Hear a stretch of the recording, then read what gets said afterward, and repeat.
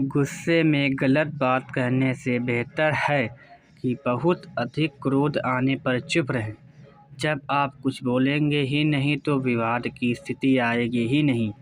वहीं अगर गुस्सा होने पर चुप रहेंगे तो क्रोध में गलत शब्दों का उपयोग करने से भी बचेंगे। वही मामला शांत हो जाएगा। अगर बोलना ही है तो सोच समझ कर बात कहें। बहुत अधिक क्रोध आ रहा है तो उस जगह से हट जाएं।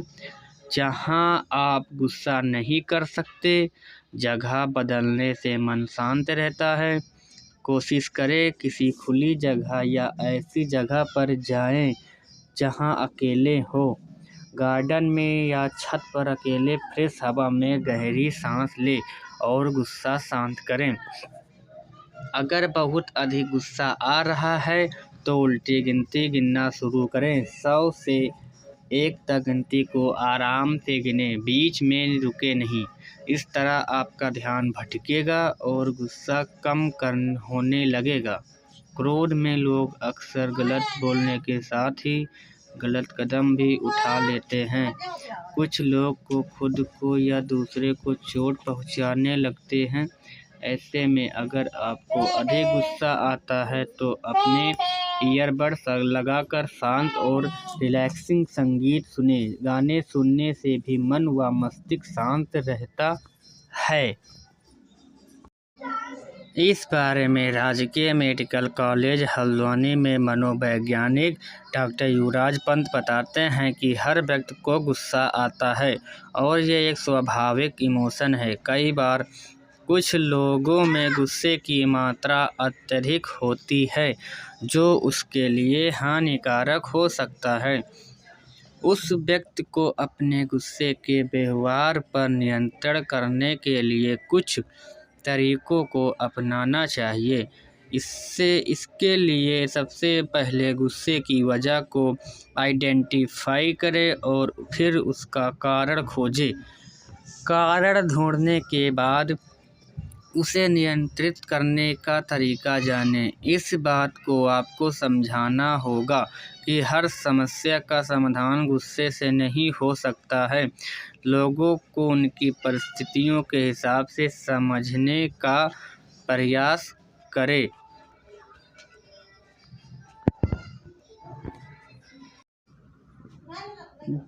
महात्मा बुद्ध आपसे कहना चाहता हूँ कि ज़्यादा गुस्सा करना सेहत के लिए अच्छा नहीं है।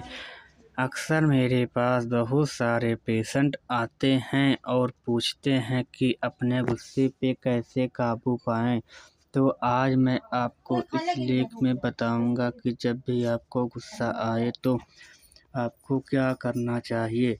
गुस्सा सभी को आता है। थोड़ा गुस्सा करके आपका मन शांत हो जाता है, परंतु परेशानी की बात तब होती है जब आप छोटी छोटी बात पर गुस्सा करने लगते हैं और चिल्लाने लगते हैं। यदि आप अपने गुस्से पर नियंत्रण नहीं पा रहे हैं तो आप नीचे दिए गए उपायों में से उपाय चुन सकते हैं। थोड़ा बहुत टहल कर अपने आप क्रोध पर अंकुश लगा सकते हैं। इसके लिए चलते समय अपने कदमों पर ध्यान दें, मन को शांत करके क्रोध पर नियंत्रण रखें। स्थान बदलने से स्थिति प्रभावित हो सकती है, जो क्रोध की तीव्रता को कम करने में मदद करती है। नतीजतन जब भी किसी को गुस्सा आता है तो बिना ज़्यादा बात किए वहाँ से उठना और थोड़ा टहल लेना बेहतर विकल्प है। मेडिटेशन करें। मेडिटेशन का अभ्यास करने से गुस्सा कम करने में मदद मिल सकती है। इस प्रकार के ध्यान में मस्तिष्क मन को शांत करता है और इसे तीव्र आनंद की स्थिति में लाता है।